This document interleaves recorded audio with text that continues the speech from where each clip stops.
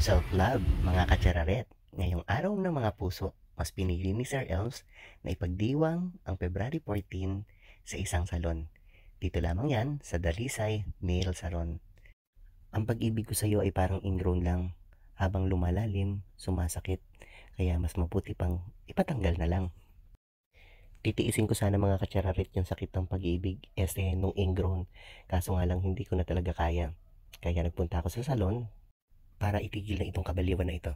Pero nag-enjoy talaga ako sa pagmamassage ni ate bukod sa pedicure at manicure na ibinigay niya sa akin. Kung ang lahat ay naguhumindik na pula ang inilalagay, ako po ay mas pinili kong magluksa. Chararet, Ash Wednesday ngayon, kaya bigyan natin ng black para may twist. O di ba mga kachararet, nagkaroon ng twist ang kulay ng mga kuko ko. Bagay ba? Comment nyo naman black kung bagay. Chararet. Mas pinili ko na lagyan ng black itong aking mga kuko kasi madalang nga ako magpa-pedicure at manicure kasi nga nagtitipid tayo. Pati sana yung kuko sa aking mga kamay ay ipapablack ko para hindi kita yung lupa kapag nagpa-flag ceremony ako. At ayan nga, tunay na natuwa ako kasi nabigyan ko ng pagkakataon ang sarili ko para mapampers ito.